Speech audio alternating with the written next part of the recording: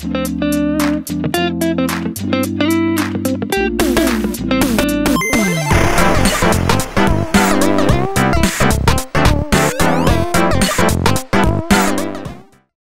moçada, tudo bem com vocês? Está começando mais um Me Conta Podcast, comigo Thaísa Maluf. E eu quero começar aqui esse podcast agradecendo demais a Mais Code, gente. A Mais Code Soluções Tecnologia aí. Hoje eu tô aqui comigo o Marcos, um dos sócios da Mais Code. Né? Também quero agradecer o Pietro, são pessoas que acreditam nesse projeto. E se você estiver precisando de uma solução tecnológica para a sua empresa, ou, sei lá, um aplicativo talvez, ou então um programa para você organizar suas finanças. Bom, os meninos mandam muito bem nesse assunto e você vai com certeza encontrar uma solução com eles. E olha só, também quero agradecer o Parque Office que também acredita nesse projeto, localização privilegiada aqui em Campo Grande, não é mesmo? E olha só, gente, se você quiser assinar o contrato dos seus sonhos, vem pra cá, que esse escritório bonitão que a gente tá gravando o podcast também pode ser seu, viu? Esse escritório aqui maravilhoso, com uma vista linda da Avenida Afonso Pena, nosso principal cartão postal aqui da cidade. Bom, créditos feitos, hoje eu quero agradecer também a presença do Júlio César Del Luca. Júlio, seja muito bem-vindo ao Me Conta Podcast. Obrigado, eu que agradeço a oportunidade. Del Duca, gente, porque a tia aqui tá caduca, né? Vamos combinar, né? Pessoa... Ai, gente, olha só, Júlio César Del Duca, né? Que é natural de Curitiba. Sim. E tá aqui em Campo Grande, fez morada em Campo Grande, hoje tá por aqui. E eu quero começar com você, Júlio, hoje perguntando como é que você veio parar em Campo Grande, Mato Grosso do Sul. Vamos começar por aí. Vamos começar do começo, né? Bom, eu quando estava fazendo o curso de instrutor de Krav Maga pela Federação Sul-Americana de Krav Maga, antes de mais nada, eu quero agradecer a oportunidade, em nome da federação, em meu nome, em nome dos meus alunos, dos nossos alunos aqui, pela oportunidade, e vai ser ótimo estar com vocês aqui. Muito obrigado. Bom, a minha vinda para cá, ela se deu primeiramente porque quando eu estava fazendo o curso de instrutor, eu morava em Brasília. Tá. E eu faço Krav Maga, comecei Krav Maga em Brasília em 2005. Mas quando eu fui fazer o curso de instrutor já com o Mestre Kobe, que eu sou aluno do Mestre Kobe já há 16 anos, fez agora dia 21 de julho, quando eu estava fazendo o curso, eu não queria ficar em Brasília. Então eu comecei a fazer um estudo de todas as cidades e estados onde não tinham Krav Maga ainda da federação. Aí vi São Luís, no Maranhão, vi Palmas, Tocantins, Cuiabá, quase acabei indo para Cuiabá também. Mas aí viu que Campo Grande era bem melhor que Cuiabá. Não, aí eu pensei, não, Campo Grande está próximo do Rio de Janeiro, entre aspas, das demais cidades que eu já tinha visto, como Manaus também. E estava próximo da minha cidade também, que é Curitiba, né? Isso. Então, eu estava a 1.000 quilômetros de Curitiba, 1.000 quilômetros do Rio de Janeiro, estava mais próximo que as outras cidades. E acabei fazendo uma pesquisa com os colegas também, além de tudo que eu vi, PIB, IDH, etc. e tal, isso acabou me trazendo para cá também, porque na época minha filha estava estudando no colégio militar e aqui tem colégio militar. Verdade. Então isso também me fez com que eu viesse para cá, e o clima daqui eu adoro também, né? É um seco meio úmido, seco. Então isso me fascina, né? Bruno fica... Olha, Curitiba é um clima muito agradável, né? Quem conhece a cidade, quem gosta, assim, você nasceu lá, né? Em Curitiba. Nascido e criado em Curitiba. E lá em Curitiba você descobriu, porque a sua profissão é militar, sim, né, Júlio? Sim, sou militar do Exército. E lá em Curitiba que você descobriu, assim, que você queria ser militar, como é que foi essa fase? Essa fase desde pequeno. Antigamente os colégios, não sei se alguns colégios ainda devem fazer isso, por exemplo, todo ano, 25 de agosto, que é o dia do soldado, 7 de setembro, dia da independência. Então os quartéis, abriam os quartéis para que os colégios levassem os alunos, os meninos, para, enfim, passear nos carros de combate, nos jipes, e conhecer os soldados e conhecer uma estrutura militar por dentro, né? Apesar de que muito pequeno não tem muita noção do que está acontecendo, quer brincar. Mas se encanta. Né? Encanta, porque eu tomei suco o dia inteiro e comi bolacha o dia inteiro. Que delícia! Jogava futebol com os soldados, basquete, andava nos carros de combate, jipe, e isso me fascinou, né? Eu achava muito bonito a fada, como eu acho até hoje a fada. O que me impressionou mesmo no Exército foi uma demonstração de ordem unida, que eu falava, como é que o soldado consegue entender o toque de corneta, todo mundo faz igualzinho, direitinho, tudo igual, tudo certinho. E isso me impressionou, desde pequeno me impressionava isso. Que é bonito de ver, é um show, né? Não deixa de ser, é um show, né? Então isso me impressionou bastante, né? Então, dali para diante, sempre eu pensei realmente em ser militar do Exército e graças a Deus eu consegui, de certa forma, também realizar esse sonho, esse desejo. E já estou na reserva já há 5 anos, fiquei 32 anos na ativa.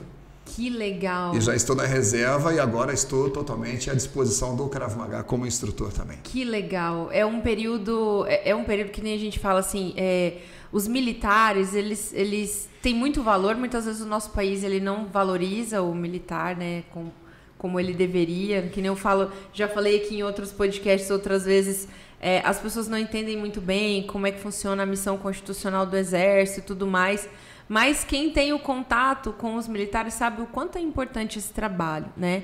E, Júlio, conta pra gente como é que foi, dentro desses seus 32 anos de serviço, você passou por muita coisa dentro do Exército. Algumas coisinhas normal, né, da caserna, né? Normal, a missão, aparece missão, você fica destacado na selva, no Pantanal, no Cerrado. Você conheceu o Brasil inteiro? Não, infelizmente eu não tive essa oportunidade, porque eu fiquei mais tempo em Brasília. Tá.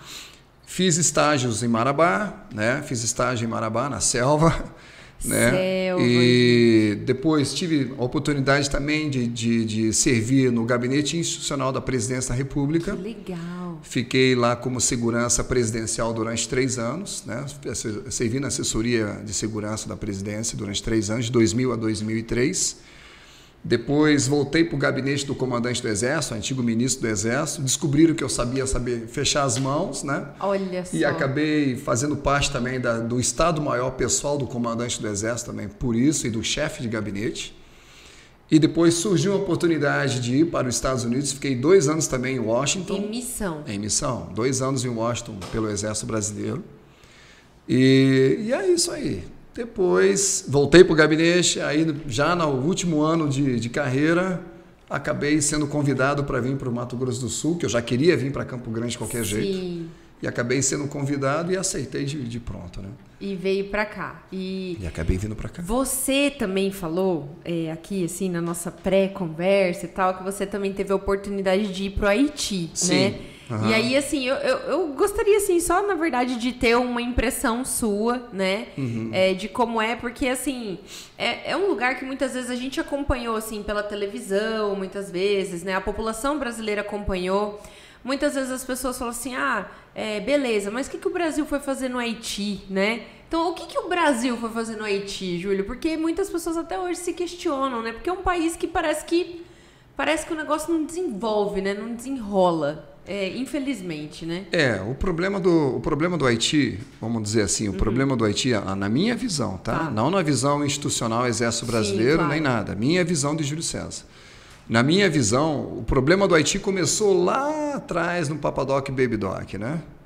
Quando eles eram os ditadores daquela ilha, né? Hoje, Haiti e República Dominicana. Que é bem dividido, né? Sim. Então, naquela época, já os mulatos, que eram os cabelo liso, né? Os morenos de cabelo liso, eles sempre foram soberanos em cima dos negros, que são os cabelinhos enroladinhos, né? Uhum. Então, sempre teve esse problema lá, mulatos contra os negros. Os mulatos é a elite, o negro é a plebe, é o povo. Uhum.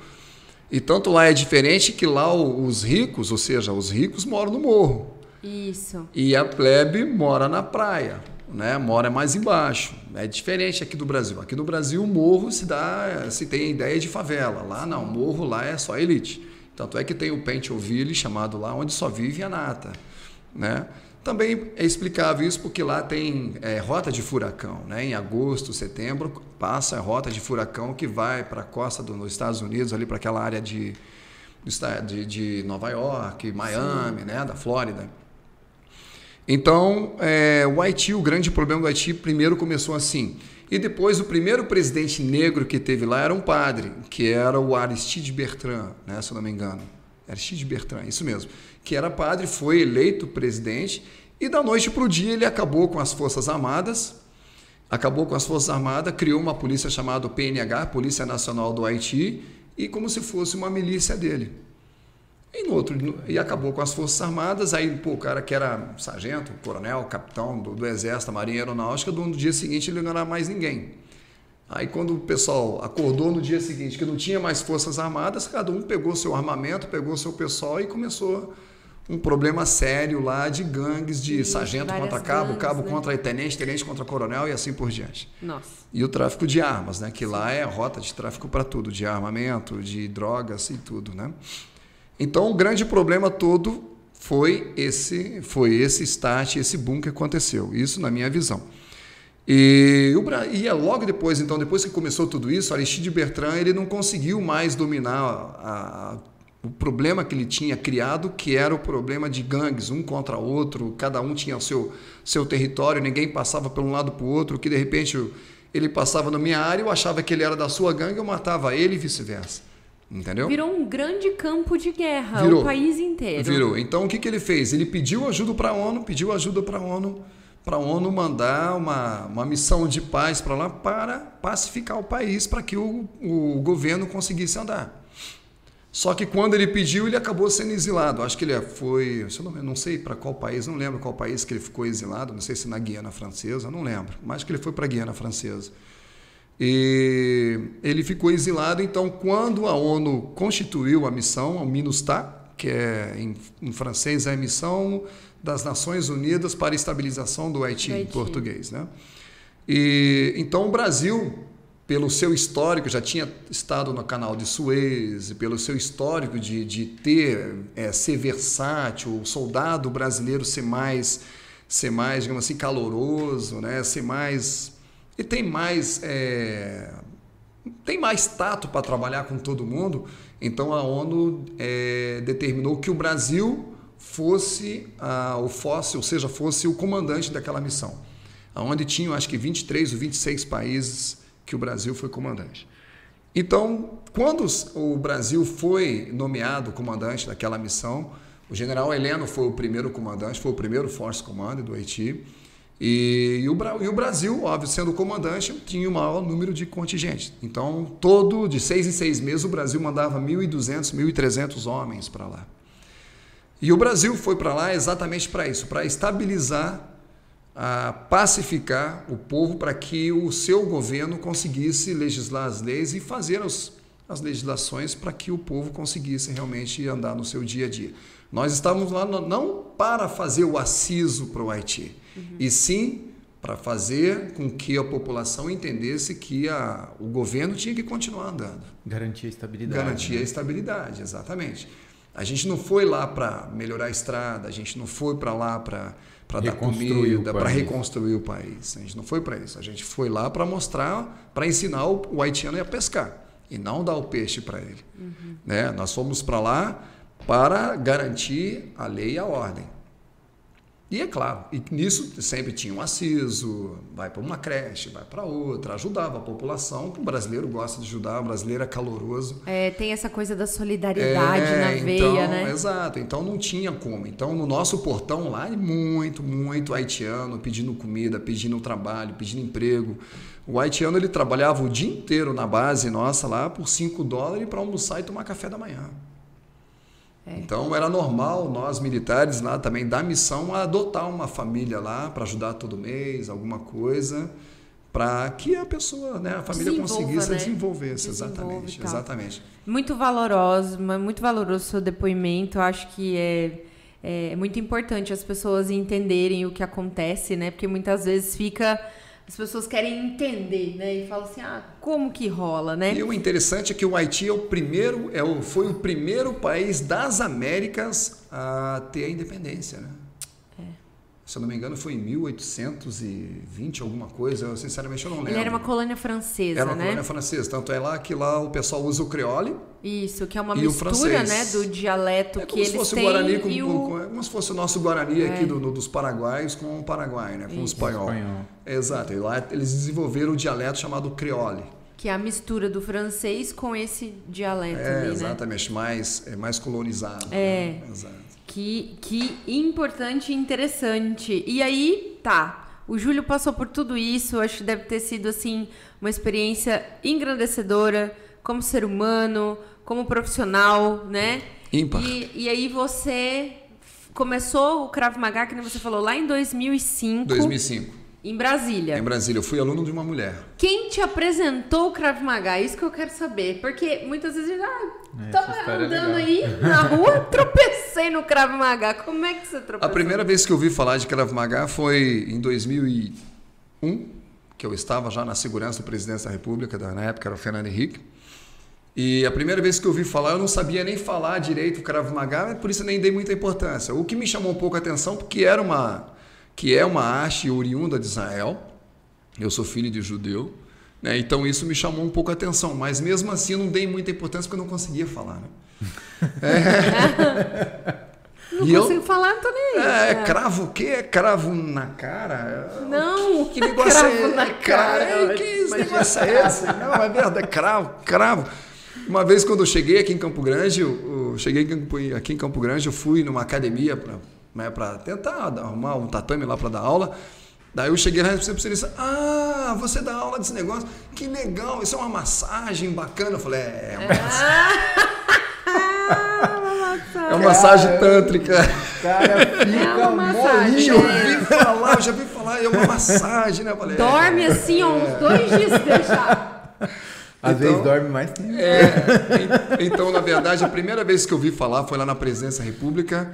E quem me apresentou o Krav Maga foi o meu amigo, que serviu comigo lá. Hoje ele é o primeiro faixa preta de Krav Maga do Centro-Oeste, que é o Adalberto Dias, professor Adalberto Dias, que está em Brasília, que é um amigo meu.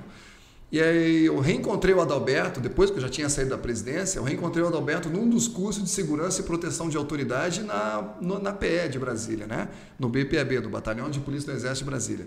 Nós fomos fazer um curso de segurança e autoridade e o Adalberto estava lá. Aí o Adalberto, meu nome é de guerra, Del Duca, e todo mundo me chama de Del lá. Del, vamos lá fazer o Krav Maga. Eu falei, fazer o quê, Adalberto? Cravo o quê? Não vou, não, vamos lá. E todo dia a gente saía do quartel e eu deixava ele na academia, dava carona e deixava ele na academia. Aí ele me encheu tanta paciência, falei, Adalberto, tem aula no sábado? Porque durante a semana eu vou para minhas lutas, que eu fazia boxe, fazia taekwondo, fazia karatê. Falei, não, durante a semana eu vou pro meu boxe e no sábado eu vou lá fazer essa aula com você. Esse tal de cravo, não sei o quê. Aí ele... Bagual. Cravo bagual. Daí ele falou assim, não, tem sim, vai lá no sábado às 10 horas da manhã, tem aula sim. Aí fui. Aí quando parei o carro, estacionei o carro, eu comecei a escutar. Pega ele, joga ele pro chão, mata ele, enfia a faca. Falei, oxe. Meu Deus, gente. Que maluco. Dá uma gravata nele, pega ele, mata, dá uma paulada na cabeça dele. Defende. Minha nossa. Eu falei, que negócio é esse? Falei, que maluquice é esse? Então, a academia lá em Brasília ficava no primeiro piso, lá na 702/3 Norte. Né? E quando eu entrei no elevador foi ficando cada vez mais forte essa voz, né? Eu lembro até hoje. E foi ficando cada vez mais forte. Quando eu abri a porta da academia, saí do elevador, eu vejo lá uma mulher baixinha, meio fortinha, a Vanessa Ribeiro, a primeira faixa marrom de Krav Maga da América Latina, né? E eu falei assim, que é isso? Uma mulher dando aula? Não vou ficar aqui não, né? Tá doido? Olha, duvidou das minas. Foi sim. Mas eu escutava blá no chão e pega na gravata dele. Eu falei, gravata, deixa eu saía e viu o dedo no olho dele, vai, joga pro chão, bate nele. Eu falei, cara, eu vou sentar, já que eu tô aqui, eu vou ver esse negócio, né? E eu comecei a ficar realmente impressionado com as técnicas que estavam sendo apresentadas ali para mim. Que os mais graduados na época eram os faixas laranjas que estavam lá em Brasília, né? Isso foi em 2005. Já tinham os verdes, mas eram muito poucos. Então, eram os mais graduados, eram os faixas laranjas. E o Adalberto tinha dito para mim assim, chega mais ou menos uma meia hora antes, 9h30, para você ver como é que funciona mais ou menos o Krav Maga. Você já tem experiência em outras lutas? Se você chegar para ver a aula de branca, você vai achar muito chato. Porque a aula de branca de iniciante sabe que achei enjoado mesmo. E então eu acabei chegando 9h30 para ver mais ou menos, para ter uma ideia melhor. E eu via, né, Nelson, saída de Nelson, de gravata, de mata-leão, puxada de cabelo, golpes de boxe, chutes, e todo mundo ia pro chão, né? Então eu achei muito interessante, mesmo as técnicas estavam sendo mostradas ali, e acabei sentando, olhando e acabei fazendo uma aula experimental. E já tem 16 anos que eu fiz essa aula e até hoje, né? Aí começou nesse dia e não parou nunca mais. Daí eu falei, vou fazer, primeira aula minha foi soltura de agarramentos de mãos. Eu acho que vocês também devem lembrar da sua primeira aula, qual foi, né? E foi de soltura de agarramentos de mãos. E fazendo as técnicas, falei, cara, funciona mesmo esse negócio, né, cara? Funciona. E o cara que pegou que estava lá fazendo aula comigo, o Rafael Vilela Derré, que hoje é tenente-coronel do Bombeiro, ele é médico anestesista também e é meu amigo, né? E ele estava fazendo já revisão para faixa amarela. E o bicho gigantesco, ele pegava, eu fiquei sem cabelo do braço umas 3 semanas. Meu Deus, gente. Krav Maga com depilação, bem junto. Exato. Então, de lá eu falei, vou fazer minha matrícula, vou ficar um mês. Vou ficar mais um mês. Vou ficar mais um mês. Vou ficar mais um mês. E isso já tem 16 anos. Gente, que incrível. Você começou nessa primeira aula e tal. Qual o momento, assim, que você falou assim... eu acho que isso aqui é legal, real, vou levar pra minha vida inteira, ou foi aos poucos? Porque às vezes é aos poucos também, né? Não tem talvez uma virada tão imediata, assim. Olha, o que me impressionou muito no Krav Maga, na verdade, todo dia me impressionam algumas técnicas do Krav Maga quando eu vou pro Rio de Janeiro treinar com o Mestre Kobe. O que me impressionou muito foi a facilidade, a agilidade e a simplicidade dos movimentos. Assim que eu saí do soltura de agarramentos de mãos, vieram os estrangulamentos, pela frente e por trás. Antes de chegar no estrangulamento, você tem uma primeira fase de estrangulamento, é quando a pessoa está indo para te estrangular, ou quando ele pegou no seu pescoço, não começou ainda a apertar a sua traqueia, não começou a te dar aquela agonia. Então você tem 11 técnicas para você se desvencilhar daquele primeiro problema, da primeira técnica, ou seja, do primeiro momento do estrangulamento, quando ainda você não está sendo sufocado. Então são 11 técnicas que vai das temporais até a planta do seu pé, até o peito do seu pé, para você se desvencilhar dessa primeira fase. Na segunda fase, que já é apertando o seu pescoço, você tem mais 5 técnicas. E depois, na terceira fase, quando ele pega no seu pescoço e puxa ele para você tem mais 3 técnicas que você vai vendo mais adiante.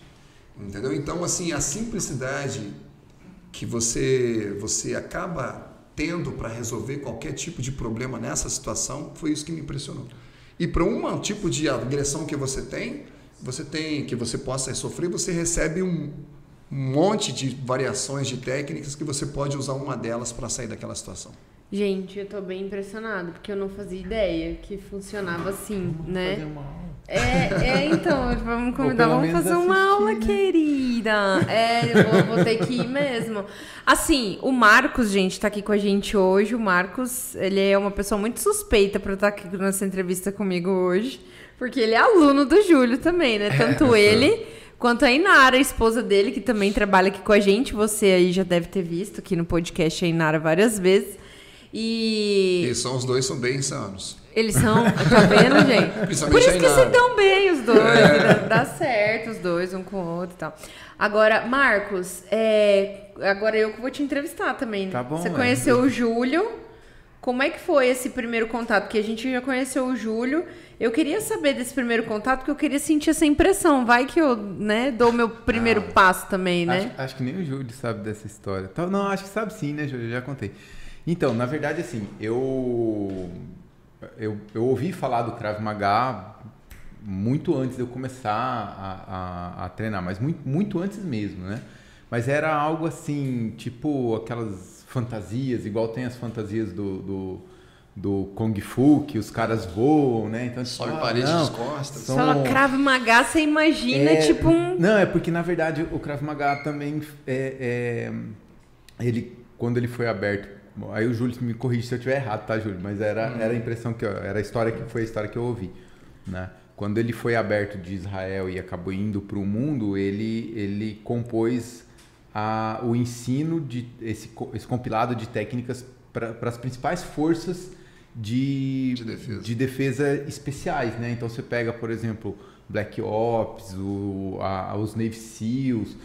Todos eles fazem Krav Maga. Aquelas técnicas que você vê nos filmes, que os caras... Nos dublês super e tal. silenciosos, assim, pá, tampa o nariz do cara, pá, mata ele, entra lá. Tá, esses aí. São as técnicas de Krav Maga. São sim, é mesmo. E aí, assim, tipo, eu falava, cara, se um dia isso aqui vier, né, pro Brasil, quem sabe eu faça. Mas, assim, ficou na ideia, etéreo e acabou dispersando. Aí um dia a gente tava voltando do trampo e tinha um outdoor na avenida de casa, assim, Krav Maga, não sei o que lá e tal.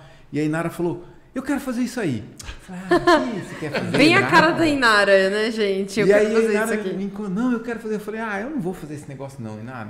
Não vou. Eu já tinha tentado fazer karatê, já tinha tentado fazer muay thai. E assim, eu não gostava do karatê, nunca gostei, achava moroso aquele negócio de fazer kata, não sei o que lá. Redondo, tal. né? Muito circular. Não era pra mim.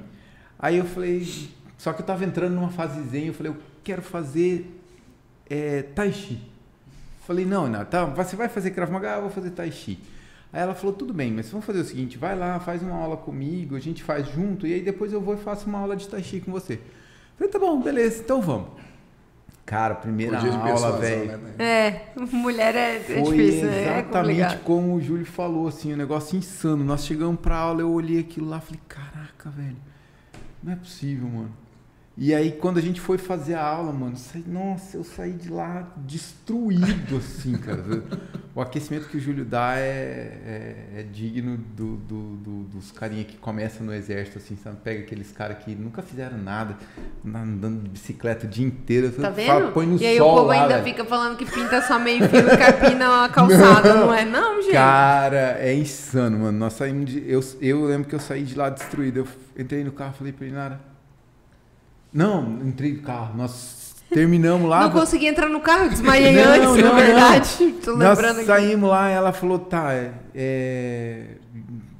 a gente vê então pra semana que vem fazer a inscrição, pra eu fazer a inscrição. Eu falei, não, pode fazer a inscrição agora, eu vou fazer esse negócio. Não vou fazer Tai Chi Chuan, não. Eu vou ficar por aqui mesmo. Cara, então foi bem assim, a sensação que o Júlio descreveu quando ele assistiu é a que eu me vejo quando eu participei da primeira aula. Que bacana, sabe? É muito legal. E assim, cada dia, sabe, eu tô na faixa laranja, né? Nem perto, o Júlio é marrom e tal. Mas assim, os aprendizados que a gente tem em cada aula é tudo assim, você fala, caramba, o negócio é muito simples. Como pode dar certo, velho? Tá certo. É muito massa. E agora uma pergunta sua para o seu professor, instrutor, nobre Cara, Júlio. eu tenho. Na verdade, Júlio, eu tenho... E aí já não é sobre o Krav Maga, é sobre o Júlio. Uhum. Eu queria, cara, que você falasse pra gente a respeito da experiência que você teve na segurança presidencial. Quando você estava lá, você era do Exército, certo? Sim. Mas na segurança presidencial, você...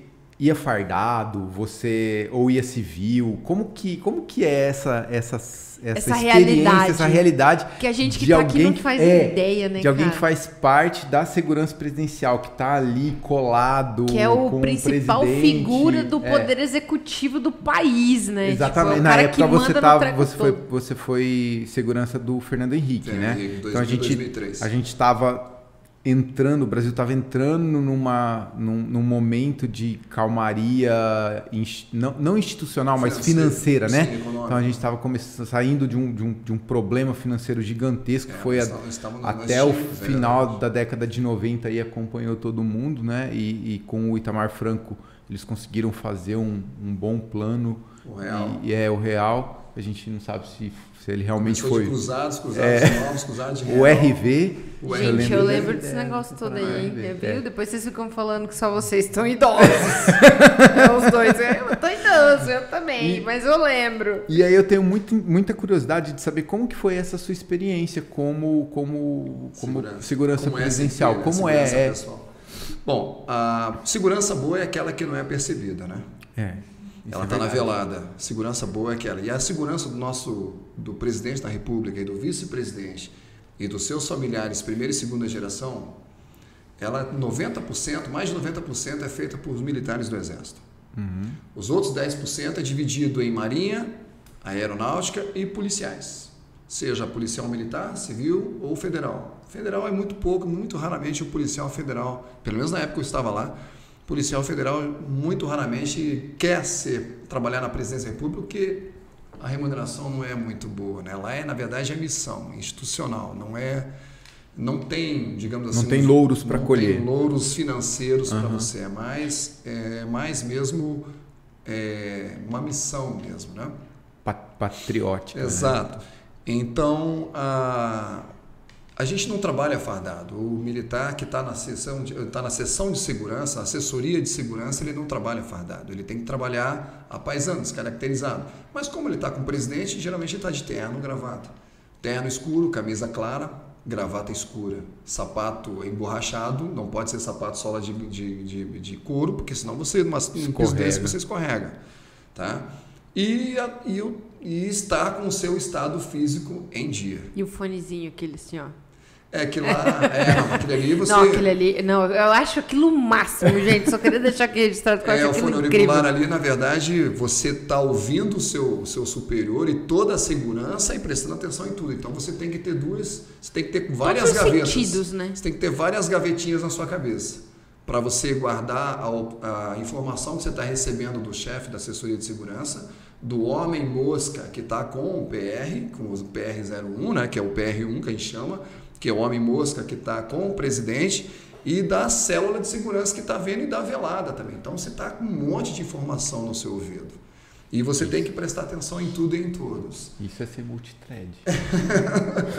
Então, na verdade, a segurança, ela não trabalha fardada. Tem segurança fardada? Tem, que são os policiais, que ficam lá junto com a população, dependendo de onde o presidente ou a autoridade esteja, mas a segurança ela tem que ser a mais descaracterizada possível. Segurança boa é aquela que não é vista, que não é percebida. E a nossa segurança no mundo é uma das melhores do mundo, porque o nosso presidente nunca teve qualquer tipo de incidente, de atentado, seja qual for o presidente, na história do Brasil nunca teve esse tipo de problema. Então a nossa segurança é muito, muito boa mesmo. Parece que não, todo mundo olha assim, não, mas os militares, o pessoal que é selecionado para a segurança do presidente é um pessoal hiper, mega, não porque eu tenha feito parte disso, mas a seleção é muito criteriosa. Mas a gente imagina que seja mesmo, né?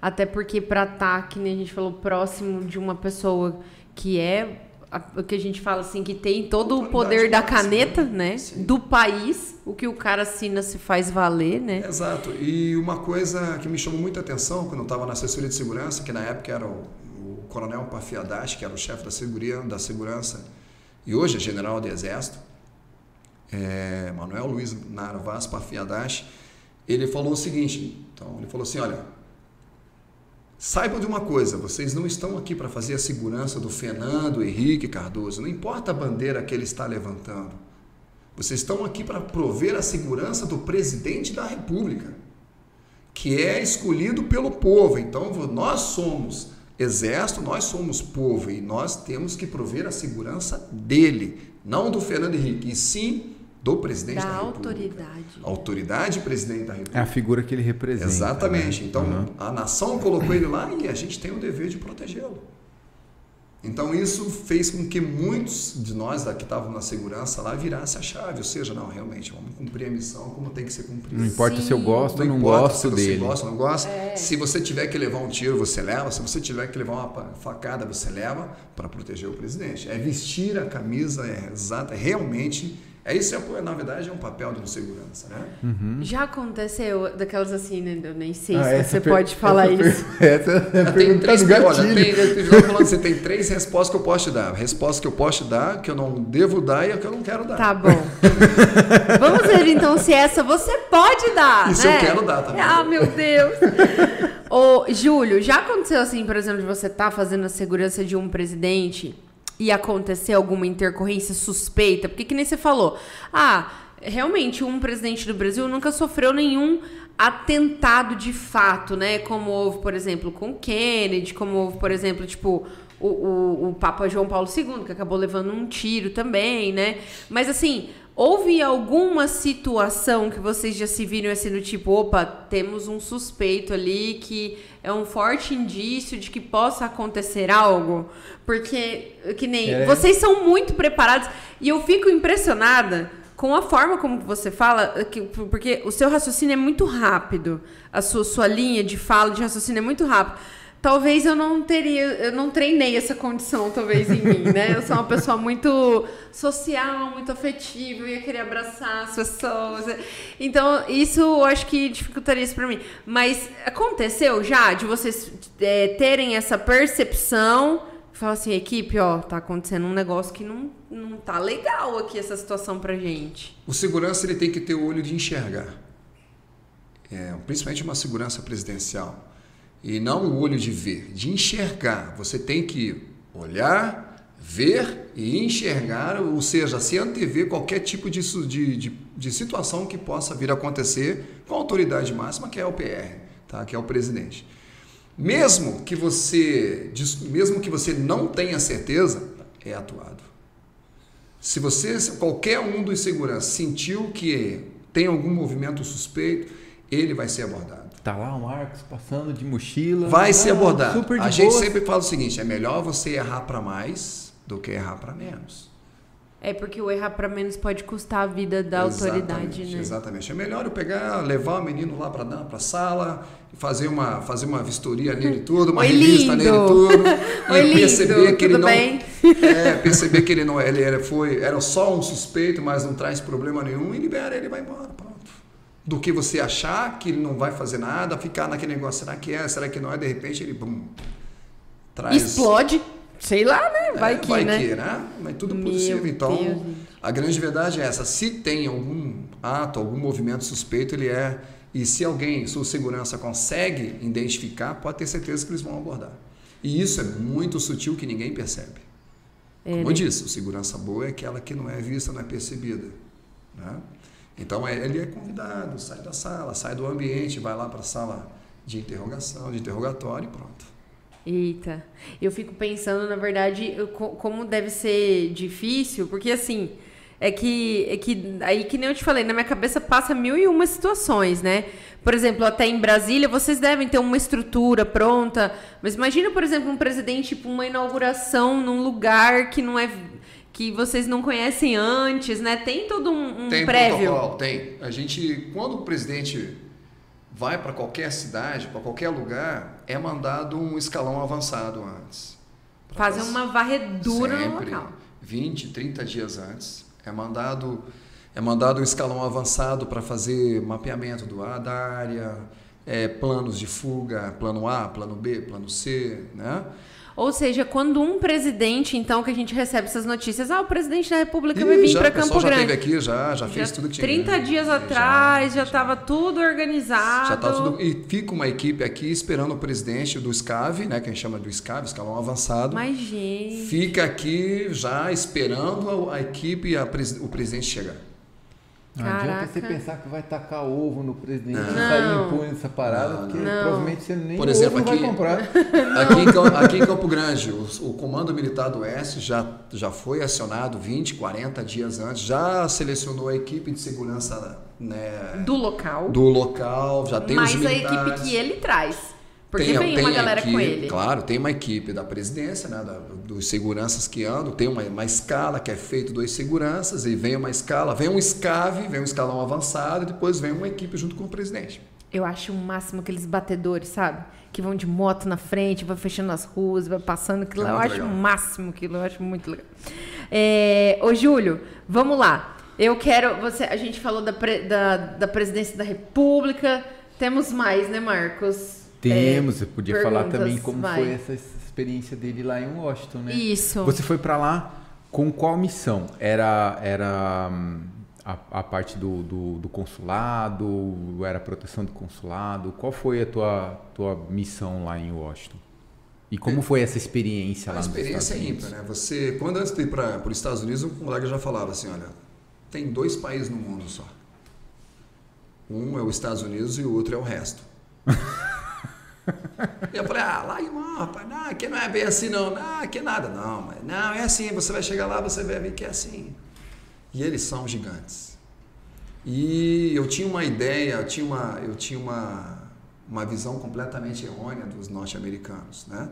Eu achava que eles eram preguiçosos, que eram soberbos, que eram isso, que era aquilo. Eu percebi que nós é que somos tudo isso.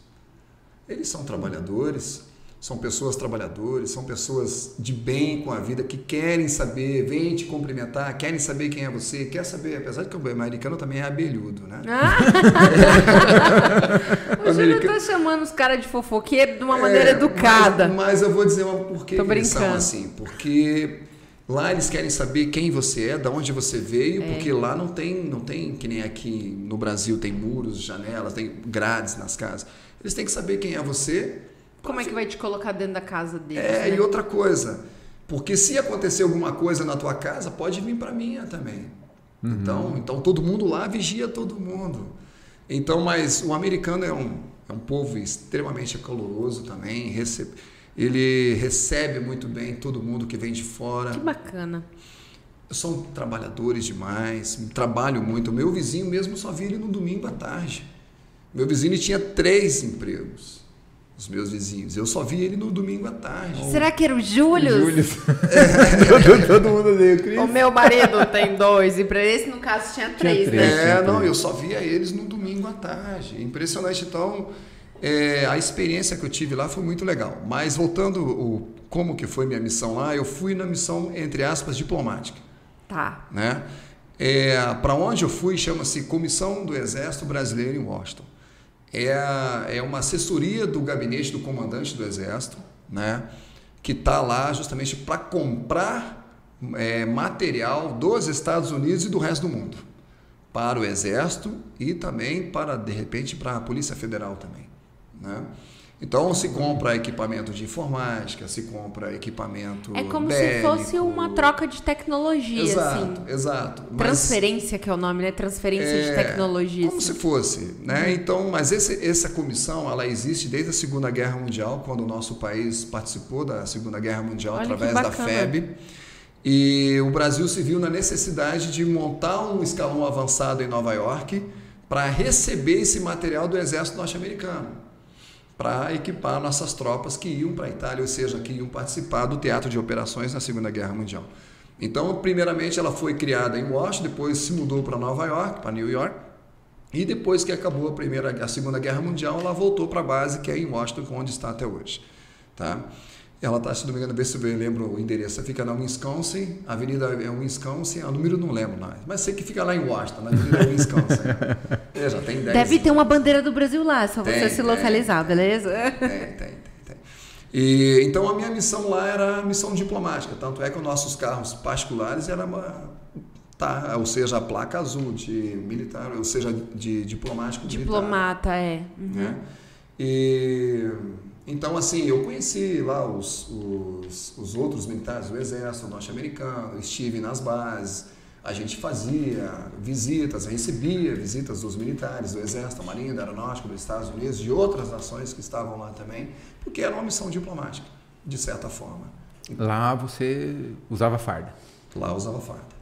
Lá a gente usava farda. E lá usa a farda do Brasil? Do Brasil. Ah, tá. E algumas vezes aquela outra farda de passeio, que a gente chama, ou até mesmo de gala, né, com túnica. Dependendo da ocasião, né? Mas no dia a dia era a farda rajada. Que massa. Então, assim, a missão nossa lá da comissão é exatamente isso, comprar material, equipar o nosso exército com material de ponta, que os Estados Unidos, o exército americano, a Marinha, a Aeronáutica, lá também tem uma comissão da Marinha e da Aeronáutica lá também. Então, cada um trabalha dentro da sua necessidade do que precisa. Para identificar o que seria de melhor para trazer. Sim. E qual é a tua impressão dos militares, né, com o povo americano? Assim, como o povo americano trata os militares? É um povo, como eu já disse, diferenciado, né? Dá até inveja disso. O povo americano ele trata seus militares com muito carinho. Muito respeito, muito carinho, muito respeito. Até mesmo o pessoal que participou da Guerra do Vietnã, que a imprensa, de certa forma, distorceu. Acho que foi a primeira guerra que aconteceu no mundo que foi transmitida ao vivo nos canais de televisão, através da televisão, né? Então, o exército norte-americano, naquela guerra do Vietnã, ficou um pouquinho distorcido a objetividade, o porquê daquela guerra, né? E mesmo assim, aqueles veteranos da guerra do Vietnã hoje são respeitados, o pessoal trabalha, o pessoal acolhe bem, e lá tudo é voltado para o militar. Tudo é voltado para o militar. Descontos nos supermercados, facilidade para comprar imóvel. Se ele sai do exército, ele pode trabalhar, fazer um trabalho público, né? Vai para uma repartição pública. Enfim, o povo lá carrega no colo os seus militares. É muito interessante mesmo o respeito, o carinho que eles têm por eles. Legal a gente ter essa impressão, né? Que muitas vezes é diferente, não só aqui no Brasil, mas em vários outros países, né? Acho que cada país tem sua realidade. Os Estados Unidos eu conheço pouco, né? Eu convido vocês a conhecer. Tenho vontade. A gente vai juntar uma grana pra poder ir, né, Júlio? Sabe como é, né? Tem que juntar uma grana. Porque não dá pra entrar pelo deserto do México. A gente nem tem isso, né? Não pode. Nem pode, né? Que vergonha até falar um negócio desse, né, gente? Nem pode. Lá nos Estados Unidos você fazia Krav também? Treinava sozinho? Eu já fazia Krav Maga aqui. E aí eu procurei uma academia para fazer Krav Maga lá também, mas não. Eu preferi fazer um pouquinho de wrestling, fazer boxe, do que fazer Krav Maga. Então, nesse período que você foi para lá, você ficou sem treinar? Krav Maga, teoricamente, sim. Mas eu fazia meus treinos sozinho. A gente tem que treinar sozinho também, né? O cara foi morar lá onde tinha lá o cara lá, como é que era lá? O Sylvester Stallone? O Rock Balboa. O Rock, pô. O cara vai fazer boxe, né, mano? Eu já fazia boxe, né? Eu fiz boxe durante 10 anos. Lutei no submundo da luta. Tem cicatriz na cabeça. O ATM é deslocado. O que seria um submundo da luta, Júlio? Agora eu falei assim, pô. Aí ele fala assim, essa eu não quero responder. Mas eu falo, o submundo da luta é você participar de lutas clandestinas. Ah, tá. Entendi. Participar de lutas clandestinas. E sempre quem tá começando, ele quer começar, tem que começar por alguma forma. Eu quero mostrar que eu sei da porrada, né? Eu quero começar de alguma forma. Então eu sempre quis ser profissional da luta. Tá. Então eu participava dessas lutas clandestinas, de repente para ser alçado para o semiprofissional, para o profissional, mas eu era muito ruim, apanhei muito, acabei batendo. Eu era muito ruim. Não sabia as regras, até que eu descobri o Krav Maga e aí eu entendi. Aí sim, né? Dos Estados Unidos você veio para o Brasil e foi para Brasília novamente. Voltei para Brasília. Que você falou que você ficou lá no gabinete do comandante do Exército. E aí você falou assim, bom, não, agora eu voltei, o Krav... Eu já tinha ido para os Estados Unidos, já tinha ido para o Haiti, para os Estados Unidos, né? Você foi para 2 missões, assim, que realmente todos os militares gostariam... Assim, pelo menos os militares que eu tive convivência, você falou assim, pô, sempre que o cara quer ir numa missão de paz e outra internacional, né? Porque no caso, por exemplo, você ir com uma missão diplomática...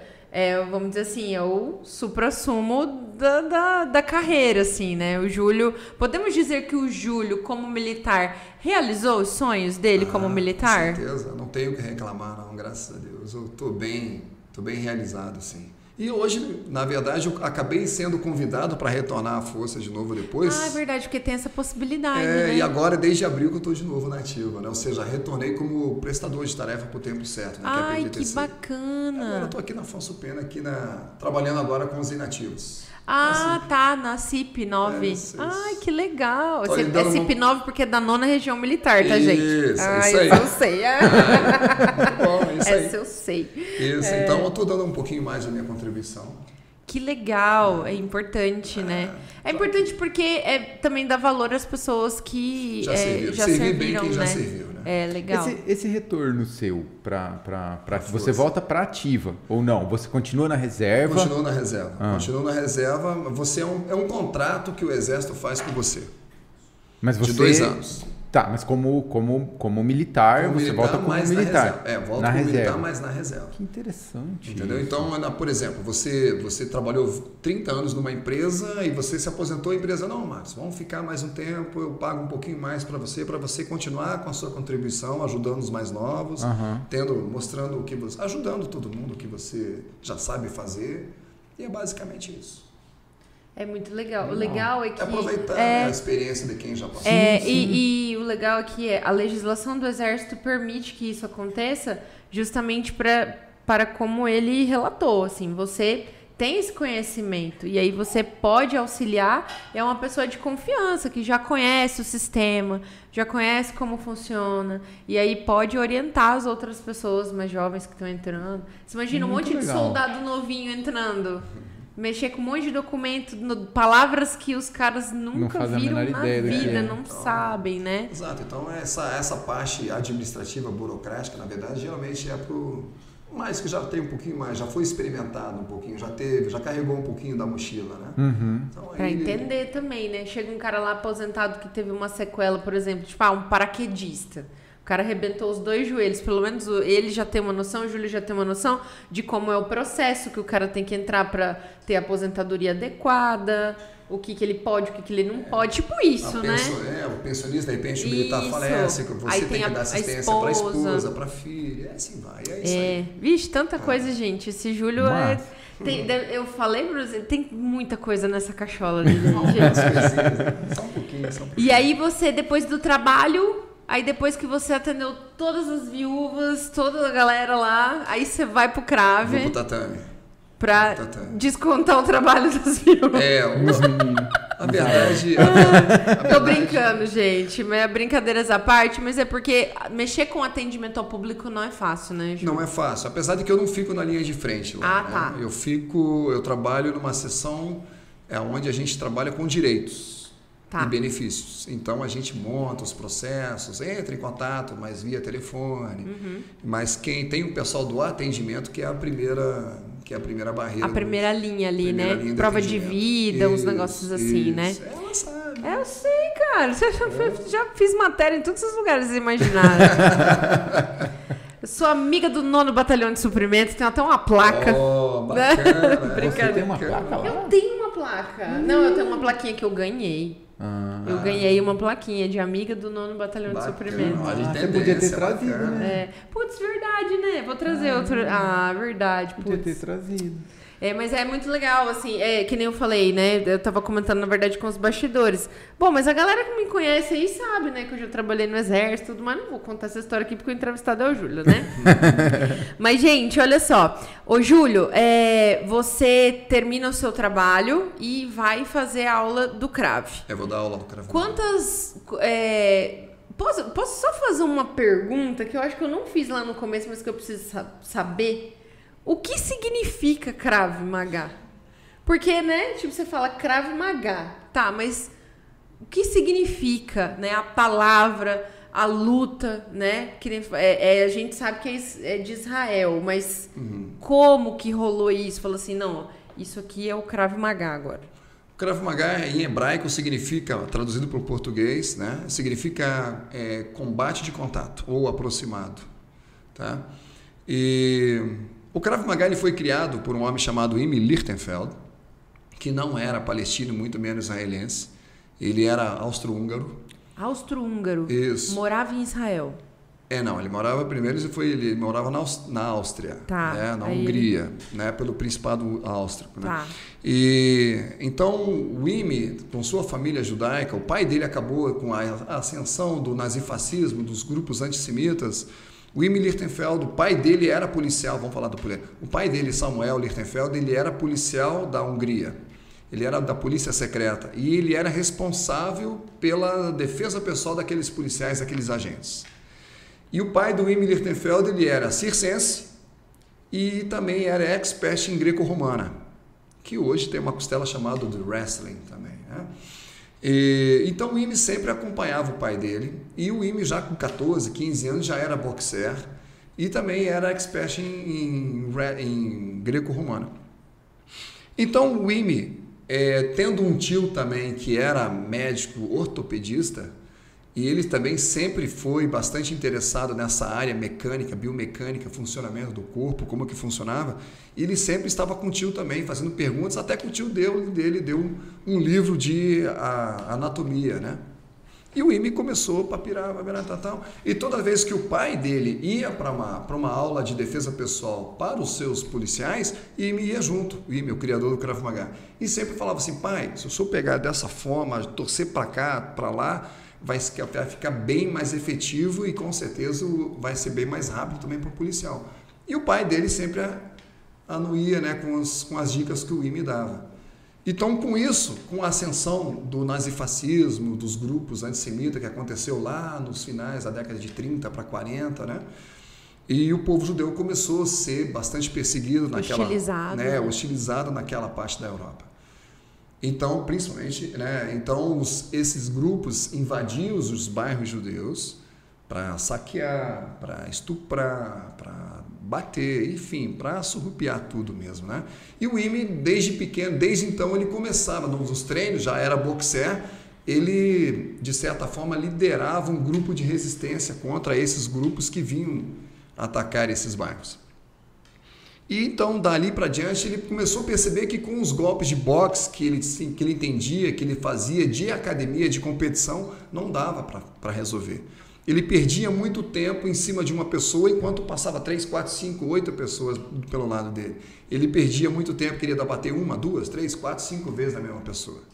Aí ele pensou assim, poxa, eu tenho que arrumar uma maneira de acertar um ponto vital desse indivíduo que eu resolvo, só tenho que acertar uma vez.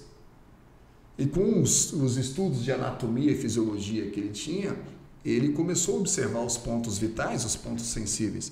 Então ele começou a mostrar para os seus colegas, que ele liderava o grupo de resistência, que se ele acertasse na temporal, no nariz, enfiasse o dedo no olho, na traqueia, chutasse no meio das pernas, era só uma vez, era só um, então aquele indivíduo estaria inutilizado. E quando tudo isso aconteceu, o pai dele acabou indo para Birkenau e a mãe dele também em Auschwitz. O pai dele acabou sendo executado com um tiro na nuca e a mãe dele morreu na câmara de gás. Ele não entendia por que tanta pessoa, tanto povo, tantos que estavam naqueles campos de concentração não reagiam a 3, 4 soldados. Mas é simples saber disso, porque o sistema quebra você, tira todas as suas posses, tira o seu nome, arrebenta com tudo que você tem, com seus valores, arrebenta você e você fica sem reação.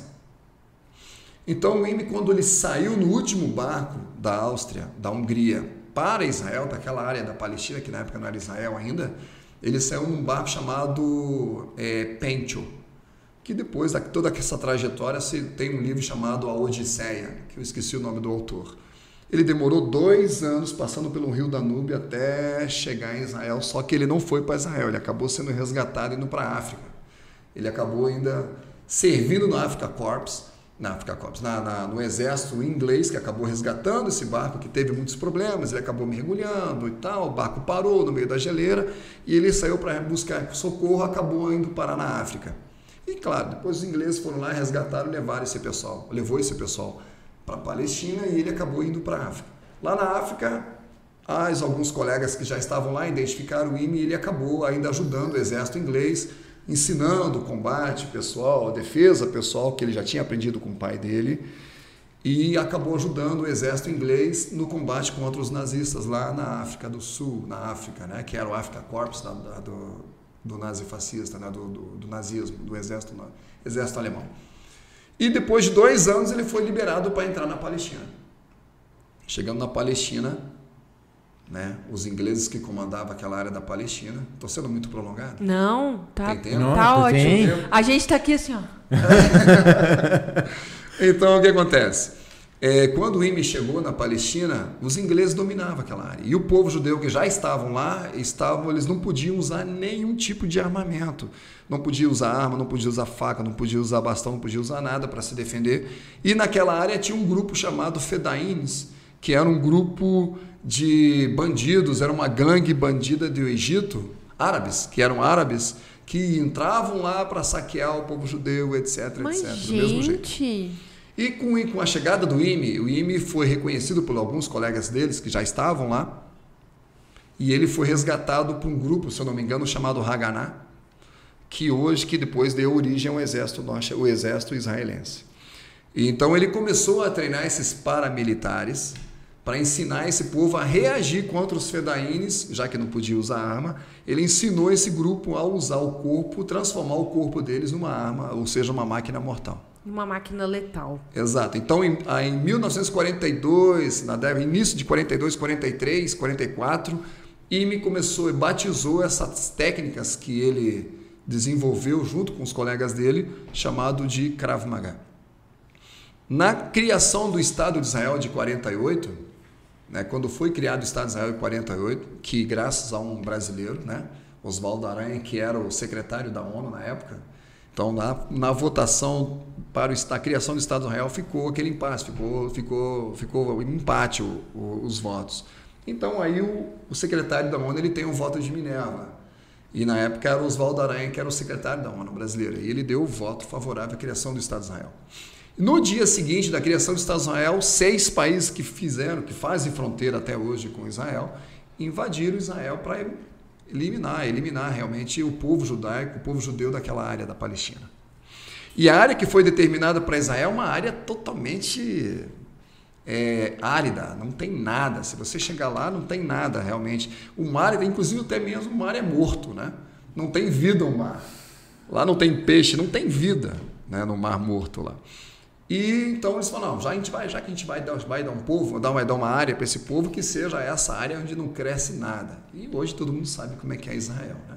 Então, quando invadiram Israel, quando foi criada 6 nações, como Iraque, Egito, Arábia Saudita, Turquia, Irã, todos eles invadiram Israel. Israel só tinha 1000 paramilitares, mais ou menos. É claro que teve ajuda dos Estados Unidos, né? Teve ajuda dos Estados Unidos. Então, Israel ela lutava em 6 frentes, sem ter militar, sem ter aeronáutica, sem ter nada. Foi o Krav Maga? Ajudou muito. O Krav Maga teve um peso enorme para a criação do Estado de Israel. O Israel iria existir até hoje se não tivesse o Krav Maga? Iria existir, porque isso daí é profético, é bíblico, né? Mas talvez não com a representatividade que o Israel tem hoje, em virtude também do Krav Maga. Então, a história de Imi Lichtenfeld, Krav Maga e Israel, elas se fundem. E hoje, todo cidadão israelense tem que fazer Krav Maga. É obrigatório. Sério? Todo mundo faz Krav Maga lá. Todo mundo, nos colégios, no exército, na marinha, na aeronáutica, todo mundo aprende Krav Maga. É uma coisa que tem mais a ver com cultura do que com qualquer outra coisa, né? Cultura e segurança, né? Isso. Porque o pessoal do outro lado da faixa de Gaza quer eliminar com o povo de Israel. O problema todo é Jerusalém. É tão forte esse negócio que até os Simpsons fizeram um episódio que tem a menininha lá que bate no Bart com o Krav Maga. Ela é uma menininha, assim, no desenho é uma menininha, o Bart encontra ela, eles tretam lá. Né? Exatamente. E ela, bate no Bart. Krav Maga. Daí ele fala, você tá chutando no meio das minhas pernas. Ela, se não chutar no meio das pernas, não é Krav Maga. Cara, o episódio é muito bom. Coloca aqui pra gente, Bia. Por que eu tô fugindo de uma menina? Me liga quando tiver idade suficiente pro seu bar mitzvah. Vou te trazer um envelope cheio de nada. Karatê! Krav Maga! Krav Maga o quê? Karatê israelense. Menos Iá e mais Iá!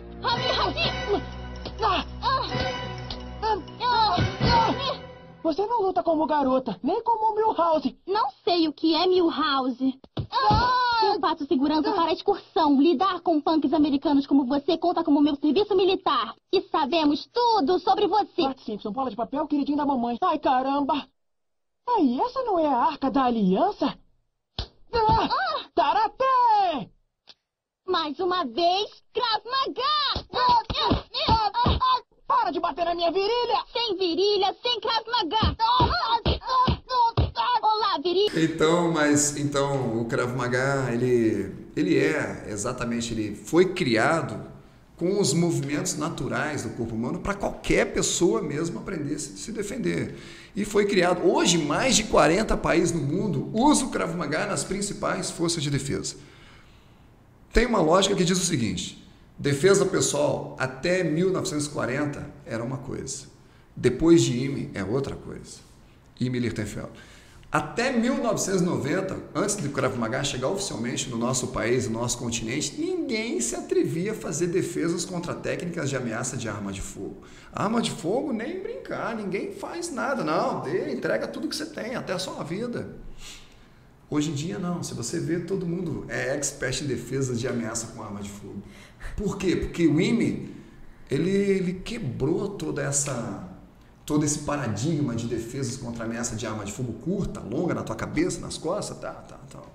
E hoje todo mundo faz, é simples, as técnicas são simples. São simples. E é muito apaixonante, a verdade é essa. O Krav Maga chegou no nosso continente através do, hoje, grão-mestre Kobe Lichtenstein, que foi aluno do IME desde os 3 anos de idade até o falecimento do IME, que foi em 1998. Gente, então, tipo, é uma coisa, assim, muito próxima do IME ainda, né? Sim. É uma técnica, a gente pode dizer, considerada nova em relação a algumas outras técnicas, né? O Krav Maga algumas outras artes marciais, são milenares, né? Kung Fu, Karatê, Judô, são artes, assim, centenárias, milenares, né? Que nem o Kung Fu. Kung Fu é milenar. Vamos falar assim, deve ser milenar. Estou falando sem conhecimento de causa. Mas, em vista do Krav Maga tem 70 anos. É jovem, é uma jovem. É de 1940, vamos falar de 1940.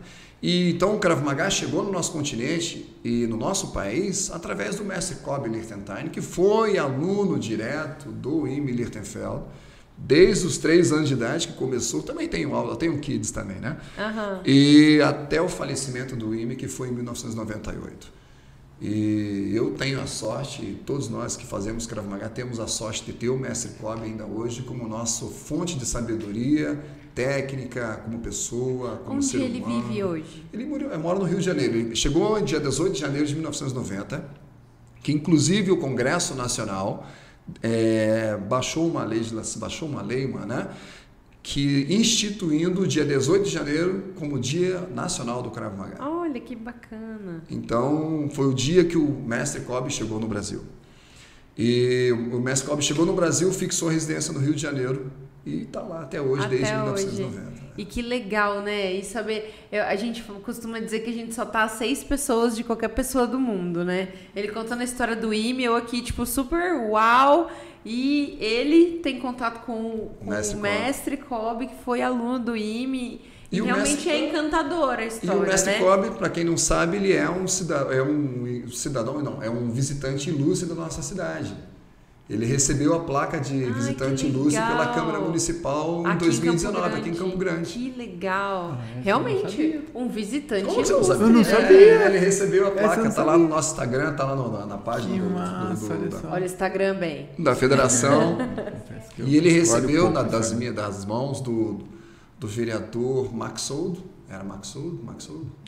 William Maxold. William Maxold, exatamente. Ele que colocou na pauta isso lá. A visita ilustre. Exatamente. Que bacana, é muito importante pra gente, acho que como cidade, né, saber que a gente pode também, que a gente recebe, né, realmente uma visita muito ilustre, pela história que a gente tá sabendo aqui. 2 vezes ao ano o mestre está aqui.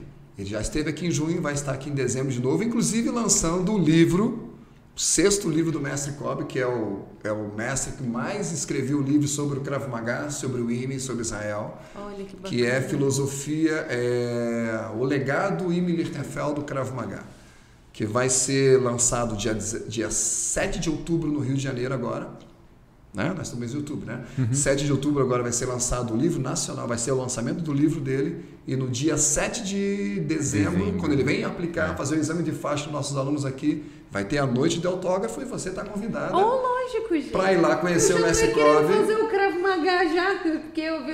Não, porque assim, às vezes, eu vou te ser bem sincera, a gente vê assim a Inara falando, né? A gente vê aqui o nosso queridíssimo Marcos falando também.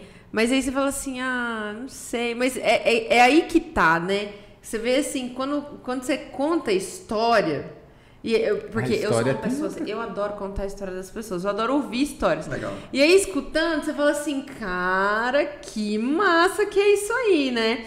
Eu tava até raciocinando aqui enquanto você estava falando sobre essa questão das técnicas que as pessoas, que nem você falou, uma arma de fogo hoje em dia. Tem gente que que aprende, né, a se defender, sabe, conhece as técnicas, né? É claro que não vai lá, tá? Senão vai ser que nem aqueles videozinhos do TikTok, né? Que você faz, o cara vai fazer assim. Aí o cara olha se tá no céu já, assim. Aí assim também não adianta, né? A gente tem que fazer aula lá com o Júlio pra entender, né? Não vai querer aprender com o Mestre Yu. Sabe quem é o Mestre Yu, né? Não, quem é o Mestre Mestre Yu? YouTube. Que você não vai aprender, não vai ter só esse mestre não é legal, ele não tem faixa, ele não tem comprovação. Mestre Yu não dá, não. Gente, fazer aprender defesa pessoal e AD também não dá, não. Ai, pior que tem um monte de curso, sabia? Os Hotmarts da vida, eu não posso falar esse nome. Essas plataformas da vida aí, gente, tem um monte de curso de internet. Não, e sai instrutor ainda. Gente. Eu tenho 16 anos de Krav Maga, não me sinto pronto para dar aula. Pensa. Imagine você fazer 60 horas EAD e já recebeu a Não, e um poço de humildade, né, gente? Tava aqui falando que, ai meu Deus, eu vou fazer o meu próximo exame, mas eu não sei, né? Hoje você é a pessoa que tem o maior grau de Krav Maga aqui em Campo Grande, Mato Grosso do Sul. Eu sou, na verdade, eu sou introdutor do Krav Maga no estado do Mato Grosso do Sul. E, digamos, vamos falar assim, posso até falar assim, eu sou a maior autoridade do Krav Maga no estado, né? No estado hoje. Estado, sim. E o nosso centro de Krav Maga do Mato Grosso do Sul é a casa máter do Krav Maga no estado também. No estado. Espero que o Marco e a Inara daqui a pouco vão estar lá com seus alunos dando aula, né, Marcos? Gente, eu também. Imagina! Agora, falar a Inara de professora deve ser brava, hein, gente? Pegar, deve pegar pesado. A Inara é mais, eu acredito. A Inara tem mais a carinha no dela. Coração. A carinha que eu. Ela tem. Você não sabe da missa um terço, povo, no tatame. Ela bate nele, né? Ixi, tadinho do Marco. Né? Teve agora, nós fizemos uma demonstração, né, Marco? Oh, aquela demonstração eu apanhei. Nossa, gente. Oh, meu Deus. Mas eu acho que tem um complô, Júlio e Inara. Assim. Porque dias antes, ele falou, não, vamos fazer o seguinte. Era pra ter aula, né? Ele falou, não, como vocês dois vão fazer a apresentação? Vamos treinar pra apresentação. Só eu apanhando, velho. Só eu. É claro. 3 aulas seguidas. Agora não, Júlio. Não tem não. 3 aulas seguidas, eu apoiando. É que a verdade é que a federação, desde 1990, no mês de março, e nós estávamos todo ano no mês de março, a federação promove uma aula só de defesa pessoal para as mulheres. Ah, legal. Aí ele vai falar, pô, Júlio, mas era agosto. Era que mês que era aquilo, eu nem lembro. Eu não lembro também. Não, nós íamos fazer uma matéria para televisão. Era das mulheres mesmo, massa. Ai, né? que legal. Aí como a gente estava em pandemia, como eles são um casal casado, então Sim. não tinha problema dos dois fazerem com contato. É, né? Então, verdade. dá para demonstrar bem as técnicas. Aí, coitado do Marco, né? Ai, gente, coitado, né? É nada, mas ele deve dar trabalho pra Inara, ele deve merecer umas de vez em quando. Eu tenho certeza que eu merece. Também. Olha só, Júlio, hoje, quem quiser aprender sobre Krav Maga, acho que assim, aqui você contou várias histórias assim que me particularmente deixaram impressionadas, assim, tem muitas coisas, eu acho que a gente ainda tem para conversar, acho que o Marcos ainda tem também bastante pergunta. Ah, que legal. Mas, o Marcos, esse aqui, ó, meu excelente colaborador. Mas eu queria saber hoje, por exemplo, tipo, e aí, se eu quiser, a Thaís aqui, ó, putz, Thaís, você tá acima do peso, tá aí com aquele lance, não tá fazendo nada. E aí, se eu quiser ir fazer o Krav Maga, qualquer pessoa pode fazer o Krav Maga? Magro, alto, baixo, gordinho, enfim, qualquer um. O Krav Maga ele foi criado para qualquer pessoa realmente, independente da idade, sexo, condicionamento físico e estado físico. Eu já dei aula para cadeirante. Que legal. Eu já dei aula para cadeirante. E olha só, de certa forma, no nosso tatame nós temos alguns alunos também que têm algumas limitações físicas, né? Sim. E o Krav Maga ele é adaptável para todo mundo. Entendeu? Independente se você está alto, se você é baixo, se você é largo, se você é fino, se você é grande, está fora do peso, se nunca vê, porque o Krav Maga não tem denominações. A gente não trabalha com denominações em hebraico por ser defesa pessoal. Então tudo é traduzido para o português, porque o aluno entenda exatamente o que ele tem que fazer. Então eu vou entender, se eu chegar lá não preciso saber. Não, você não precisa saber hebraico nada, né? Então outra coisa, o Krav Maga, os movimentos são naturais. Ele não tem movimento circular, não tem movimento acrobático, não tem movimentos enfim, que faça com que o aluno primeiro entenda o movimento para depois entender a mecânica do golpe. Não, o Krav Maga é simples.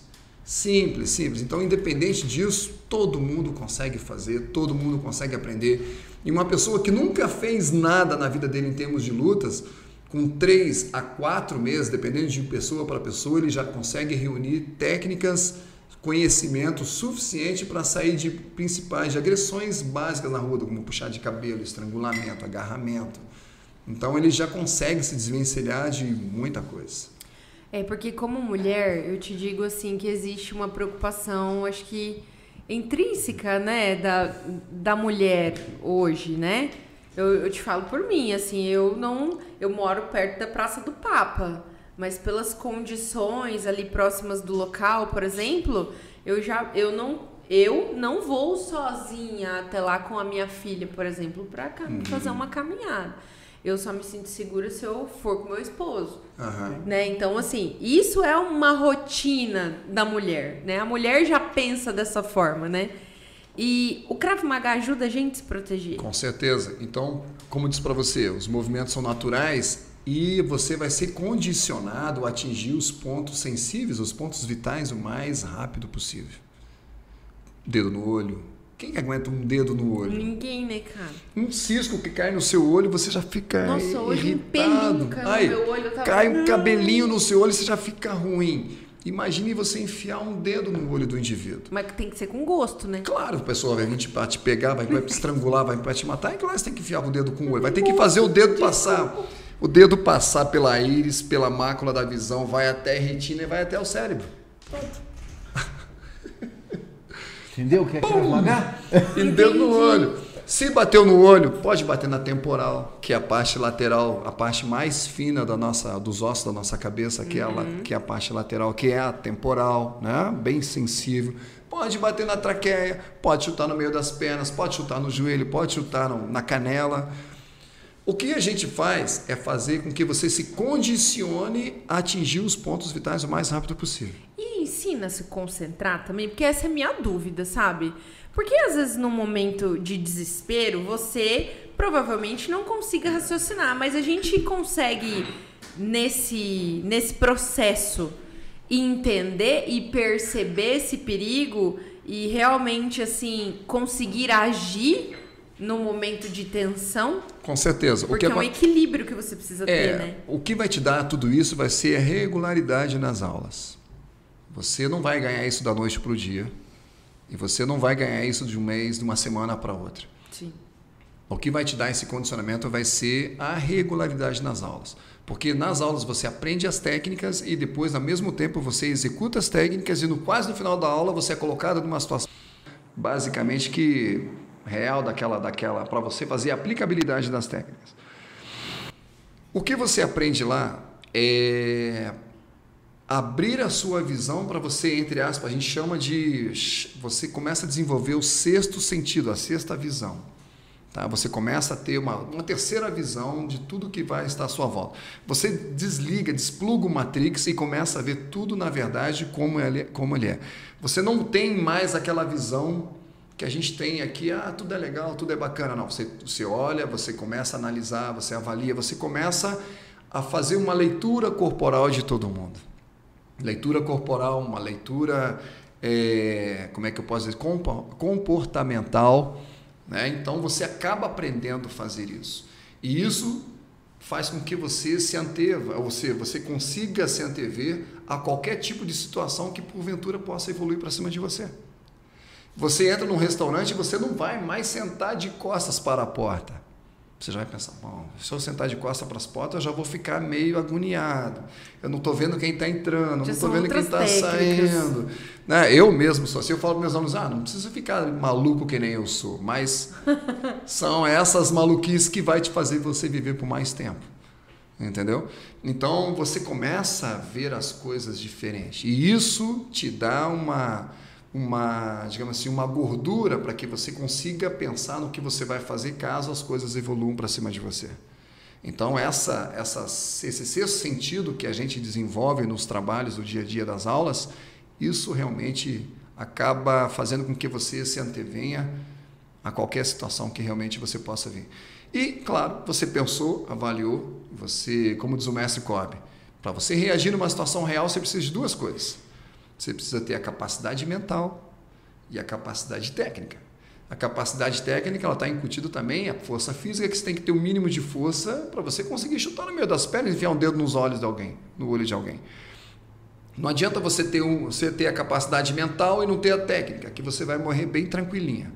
E não adianta você ter a capacidade técnica e não ter a mental, que você vai virar um ogro. Você não vai saber o momento exato, o momento certo de reagir e qual técnica certa para reagir naquele momento. Então você tem que ter as duas coisas. Tem que ter o momento certo de reagir, avaliar o momento certo de reagir e saber qual técnica que você vai reagir que vai ser melhor para aquele momento. E isso a gente só consegue com frequência, regularidade. Tudo, né? Não só no Krav Maga, mas em tudo em sua vida. Na vida, né? Verdade. E a gente leva para o dia a dia isso, o aprendizado. Gostei disso. É muito adulto, né? Gente, é muito maravilhoso. É muito adulto. O cara foi... Então, gente, o cara fez segurança do presidente, segurança cara. presidencial. Tipo, isso aí... Não, é que eu não consigo me imaginar enfiando o dedo no olho de alguém. Mas se você precisar, se você estiver naquela linha tênue entre a vida e a morte... Ah, sim, aí eu acho que... É que eu acho que primeiro eu penso que é nojento, né? Depois... É que nem matar barata. Não tem. Você é barata, né? Que você vai lá e mata. Nem que seja com spray. Ai, gente. Adorei o exemplo, a comparação ótima. Não, odeio barata. Então, viu? Eu odeio barata. Tadinha das baratas. Marcos. Eu tenho duas perguntas para te fazer. Vamos lá. Bom, primeiro, você estava falando, né, que hoje você representa o Krav Maga no estado, você trouxe para cá, tal, você é um faixa marrom, certo? E aí é uma curiosidade que me ocorreu agora. Supondo uma situação onde venha para cá alguém que é mais graduado que você, essa pessoa passa a assumir ou você, como trouxe, é o pioneiro, você continua, mesmo ele sendo mais graduado. Como funciona essa situação? Uma composição, né? Porque no exército, né, se você é o mais antigo, você acaba assumindo. E você assume, né? Por mais, a não ser que chegue uma patente mais alta. Aí, por mais que você seja mais antigo, você vai acabar passando a patente por hierarquia. No Krav Maga também é assim ou não? Não, no Krav Maga não. Se eu sou instrutor-chefe, como sou denominado pela federação, eu vou ser sempre o instrutor-chefe. Independente se eu sou faixa marrom, chega um terceiro, segundo, dan aqui, eu vou ser sempre o instrutor-chefe. A não ser que eu queira passar para ele. Entendi. Isso é legal pra caramba. Esse título, isso já está sacramentado, é meu, porque eu sou o pioneiro, eu que vim para cá, você que desbravou. Eu que fiz tudo que tinha que fazer. Mas se eu quiser passar, não tem problema nenhum. Mas agora, é uma prerrogativa sua. É prerrogativa minha, exatamente. O mestre que é o presidente da nossa federação, presidente e fundador da nossa federação, ele falou assim, o instrutor-chefe ele vai ser sempre o instrutor-chefe. Não que eu queira ser sempre isso, mas de certa forma é um reconhecimento também, né? É um reconhecimento, uma garantia. Que nem o mestre Kolbe, ele é o introdutor do Krav Maga na América Latina. Por mais que, por exemplo, agora só tem um 10º Dan, que era o ex-aluno do IME, que agora é o Haim Gidon, que está lá em Israel, que o Haim Zut faleceu em maio, que era o aluno mais antigo do IME. Caraca, vai até qual Dan? 10º. Ah, tá. Só tem um 10º Dan que eu saiba no mundo. Posso estar falando besteira. A gente pode dizer que ele sabe todas as técnicas do Krav Maga? Não. Não? Quem sabia tudo foi embora, que era o IME. O IME ele é considerado o quê? O IME Lichtenfeld. O IME é Ele não tem graduação, não tem nada. Ele era o IME Lichtenfeld. Ele é. Ele é o IME. Então ele não era o mestre IME. Ele é o verbo. Ele é o verbo do Krav Maga. Exato. O IME não era o mestre de Krav Maga, ele não era o professor, ele era o IME. Ele era o IME Lichtenfeld. Né? O IME Lichtenfeld, quem era o IME? É o mestre IME? Não, ele não é mestre IME, ele é o IME Lichtenfeld, o criador do Krav Maga. Ele usava a faixa preta nas cerimônias de entrega de faixa, porque ele tinha que entregar as faixas para os alunos. Que é uma cerimônia. Né? Mas, tanto é que a faixa dele era uma faixa preta, não tinha nem os dans, era só uma faixa preta. Né?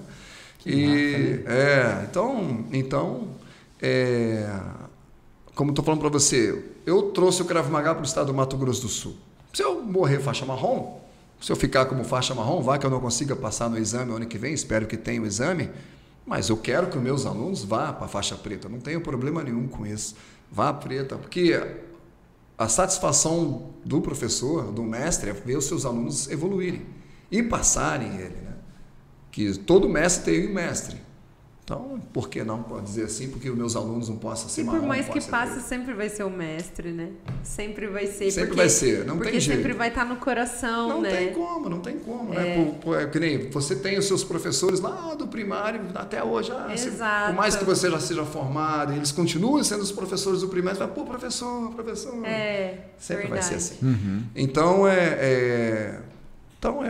essa prerrogativa, ou seja, esse título foi dado para não só para mim, mas todos que são instrutores-chefes de todos os estados. Os estados brasileiros. Exatamente, onde tem o Krav Maga. A Inara tá... Chegou aqui uma pergunta numa cartinha. Pergunta da Inara aqui. Chegou aqui uma cartinha pra gente, da Inara. Pode fazer, Marcos. A Inara tá pedindo aqui para você falar. A Inara de Campo Grande. A Inara de Campo Grande aqui tá pedindo para você falar a respeito do curso de instrutores, né? Que é um diferencial da federação. Então, contar pra gente como é que é essa questão do curso de instrutores. O curso de formação. Vai ter um agora, né? Vai ter uma seletiva. Vai ter uma seletiva em dezembro. Eu nem sabia que era seletivo. Não é curso. Você tem que se candidatar a uma seletiva para você começar os cursos. Para saber se vai dar um caldo, entendeu? Para saber se você tem futuro ou não tem futuro. Não é um diferencial. Na verdade, o que o Mestre Kobe fez com a Federação da Formação dos Instrutores é o mesmo sistema que o IME fazia lá em Israel e até hoje é assim em Israel. Tanto é que os instrutores da Federação Sul-Americana de Krav Maga, todos os instrutores têm que ter nível superior. Não consegue ser instrutor se não tiver um nível superior ou se não estiver fazendo uma faculdade. É prerrogativo, então. Porque todos os instrutores de Krav Maga em Israel são formados pela faculdade chamada Wingate, que é a faculdade de educação física, a maior faculdade de educação física do Oriente Médio. Então o IME levou o Krav Maga lá para o Wingate, o Mestre Kobe é formado pela Wingate. Ele formou o instrutor na Wingate. Então ele tem que ter no mínimo uma vivência de 4, 5 anos de Krav Maga de aluno, ser monitor de Krav Maga. Depois de 1 ano e meio, 2 anos, você monitorando o instrutor, você pode ser selecionado pelo seu instrutor para você participar da seletiva para você começar o curso de instrutor. Como é que acontece essa seletiva? Essa seletiva ela tem a parte física primeiro, que é para eliminar logo de cara. Quem conseguiu fazer, não conseguiu, volta para casa logo, que é feito lá no Rio de Janeiro. Quantos quilômetros tem que correr, professor? Primeiro, vamos lá na parte física, né? É feito lá no Rio de Janeiro pelo Mestre Kobe, tá? Começa com uma corrida de 3.000 metros em até 14 minutos, dá para fazer tranquilo? 3.000 metros em até 14 minutos. Depois você sai da corrida, você vai para a barra, tem que fazer 10 barras. Saiu da barra, vai para a paralela, tem que fazer no mínimo 16 paralelas. Saiu da paralela, vai para flexões, vai para o abdominal, vai para a flexão, tem que fazer no mínimo 60 flexões, sem botar o joelho no chão. Depois saiu da flexões, vai ter que fazer no mínimo 80 abdominais em até 2 minutos, mas não quer dizer que você vai fez 80 abdominais antes de 1 minuto, você parou. Não, você tem que continuar os 2 minutos. E depois depois dos 2 minutos de abdominal, você tem que fazer 5 levantamentos de pezinhos de 5 quilos.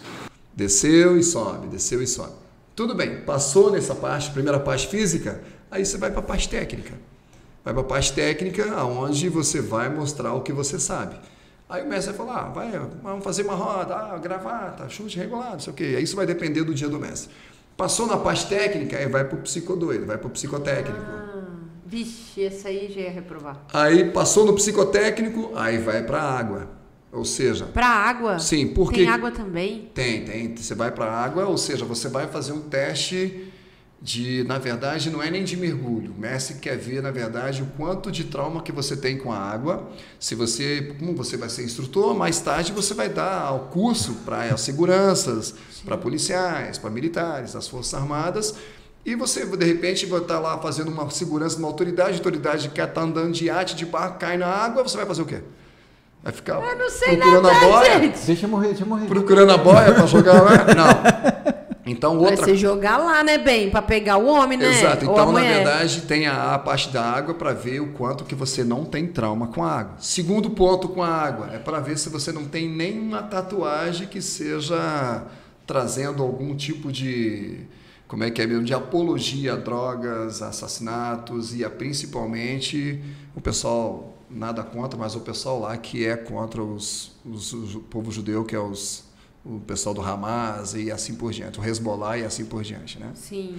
Então, para ver se você não carrega no seu corpo nada de apologia dessas filosofias também, tá? Então, a partir daí, se você passou em tudo isso... Você é elegível. Você passou tudo isso, aí o mestre vai mandar uma mensagem, vai me ligar, vai mandar uma mensagem e fala assim, ó, Júlio, fala para os seus alunos que eles passaram e no dia tal, no mês tal, eu quero eles aqui no Rio de Janeiro com os seguintes cursos: anatomia, fisiologia, primeiro socorro com desfibrilador, idioma, tem que falar um mínimo em qualquer idioma, inglês, o francês, o espanhol, tem que ser o básico pelo menos, marketing esportivo e nutrição esportiva. Você tem que fazer 20 horas pelo menos de cada um desses cursos presenciais. Aí você leva todos os seus certificadinhos até lá, ele vai te dar um tempo para você fazer isso antes de você chegar lá, 2 meses. Aí você chegou lá, se apresentou todos os certificados, aí você vai lá para um cartório que tem próximo ali da federação, vai fazer um reconhecimento, vai abrir firma. Como você vai ser um instrutor, mais tarde você vai poder fazer parte da diretoria. Entendeu? Então você vai, abre firma, reconhece firma, e a partir dali você vai para a semana 0, aonde você vai começar. Quando chegou lá, claro, tem mais um TAF, né? Vai ter mais um teste físico. Você já tinha suado? Tem mais um teste físico. Gente. Tem mais um teste físico, onde assim, todo encontro dos prováveis instrutores tem um teste físico onde vai ser eliminado o povo. O mestre vai fazer de tudo para não formar você.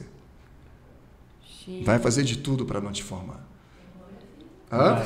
Vamos fazer tem flexão com o braço e monografia. tomar café? Tem monografia, não tem? Depois que você terminou o curso, ainda tem a monografia ainda. Olha, o TCC, gente. Tem o TCC. Bah. Eu fiz um torá desse tamanho. Assim. Mas você é maluco? Como é que você me dá um torá para eu ler? Falei, mestre, eu tô indo pro Mato Aqui é o Grosso do Del Sul. Duca, cara. Eu tô indo pro Mato Grosso do Sul. Ele, tira esse negócio, mexe, eu quero no mínimo, no máximo 150 folhas. O meu tem 230 folhas. Ah, tá bom. Tá. Caramba. Minha nossa. Aí você analisou, ele avaliou sua monografia, seu TCC, passou, aí você vai fazer o teste final com ele, que é dar uma aula para a turma dele, e ele te avaliando. Ali ainda você pode ser reprovado. Nossa, ali que o filho chora e a mãe não vê, hein? Aí quando ele só fica lá te olhando, avaliando, escrevendo na prancheta dele, aí ele fala para os alunos dele, ó, vocês vão fazer de tudo para reprovar ele. Eles fazem de tudo para te reprovar. De tudo. Aí o mestre termina Tentam a aula. fazer você perder a paciência, controle emocional. Exatamente. Você se confundir em tudo, né? Aí quando vai começar o mestre fala, hoje você vai dar aula, por exemplo, golpes de cotovelo. Cotovelo para frente, você vai dar aula cotovelo para frente hoje. Aí você vai ter que lembrar da didática toda que você aprendeu no curso para você dar aula de cotovelo. Gente, tô chocada. É muita coisa, né? É uma pós-graduação. São no mínimo então, 420 horas. É uma especial... Ó, tá aí também a excelência dos instrutores da Federação Sul-Americana de Krav Maga, né? Não é qualquer curso. As pessoas não é um curso de verão, né? As pessoas 60 são horas. muito bem formadas para realmente poder estar instruindo.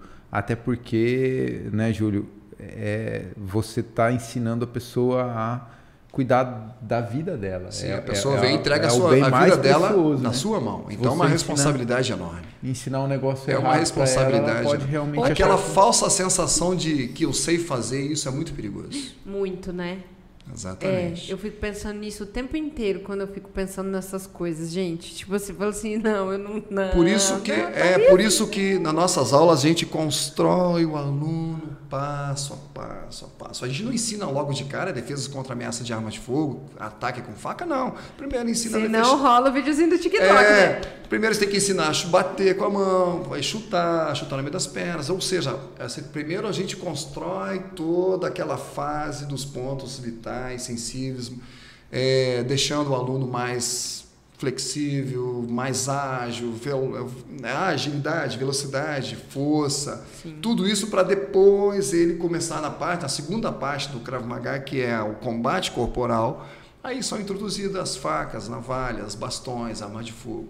Da fase inicial até o final da laranja, início da faixa verde, que é a terceira faixa, ele faz defesa pessoal. Tudo que se relaciona a mãos, pernas, agarramentos, estrangulamentos, imobilizações, mata-leão, gravata, nels, tudo que se relaciona a isso, ele aprende até o final da faixa laranja para verde. A partir da metade da faixa verde em diante, ele entra na segunda fase do Krav Maga, que é o combate corporal. Não é combate com luva. Combate corporal, entra facas, navalhas, bastões para a cabeça, no meio das pernas, você saindo do chão, deitado, o cara vindo para bater na tua cabeça, como é que você tem técnica para levantar mais rápido, como é que você levanta, como é que você se defende, como é que você resolve uma situação dessa, 2, 3, 4 pessoas em cima de você, como é que você resolve uma situação dessa. Inclusive agora no dia 7, aproveitando o gancho, no dia 7 de novembro a gente vai ter um seminário de técnicas contra agressão urbanas, ou seja, um contra grupo, você contra 3, 4, 5 pessoas. No dia 7 de novembro que está vindo o mestre Márcio Hirschberg, que é aluno do mestre Kobe há 30 anos, ele é quarto dan, ele que vai vir dar esse seminário para nós. Então o Krav Maga ele tem uma gama de possibilidades de você ser atacado por 1, 2, 3, 4 pessoas. O Krav Maga tem resposta para tudo isso. Então você aprende a partir da segunda fase do Krav Maga, que é o combate corporal. E a terceira fase, que é a parte militar, que é a partir da metade da faixa marrom em diante, entra o combate militar, onde você vai aprender técnicas de defesas contra arma longa e combate, ensinar a militar a combater e ser mais efetivo no seu teatro de operações. Quantos instrutores hoje nós temos no MS? Tem você, porque tem mais, né? Já formou mais instrutores. Colegas meus lá não de faixa, mas colegas de tatame lá. O Thiago. Nós temos, a verdade, nós temos 2 instrutores formados.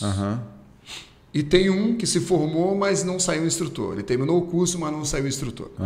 Tá? Então nós temos 2 instrutores formados que são meus alunos, que é um faixa azul, que na verdade ele já era, quando eu cheguei aqui ele já era monitor, depois ele fez digamos assim, uma reciclagem comigo do branco, amarelo, laranja e da verde, que ele era faixa verde, depois ele foi fazer a seletiva para instrutor e saiu o instrutor, que é o Iraque.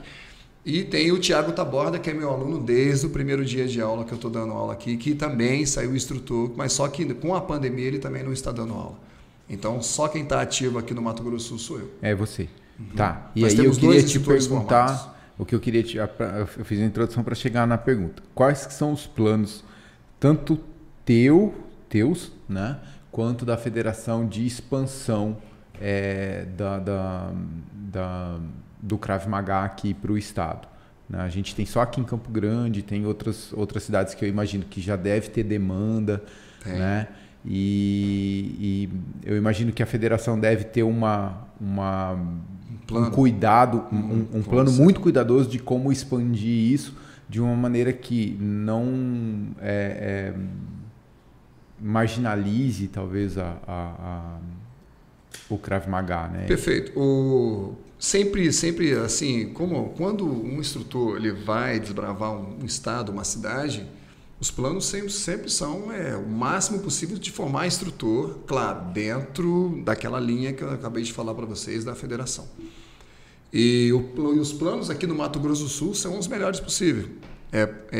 Mandar instrutor, formar instrutor pantaneiro, vocês aqui do Mato Grosso do Sul, local, formar instrutor local para exatamente ou seja, levar a filosofia do Emil Lichtenfeld a outras cidades, como Dourados, Três Lagoas e assim por diante, né? Essas demandas já existem nessas cidades, né? A gente recebe ligações, a gente recebe e-mail, a gente recebe mensagem aqui em Campo Grande de muita gente em todas as cidades do entorno de Campo Grande, e a nossa federação recebe muitas ligações pedindo instrutor em outras cidades do Mato Grosso do Sul. Só que, por enquanto, infelizmente, ainda não temos instrutor formado o suficiente para mandar para outras cidades. Espero isso, dentro de 10 anos, a gente já está pelo menos em umas 3, 4 cidades do Mato Grosso do Sul. Porque tem que fazer um rolezinho, né, para virar instrutor, né, de Krav Maga.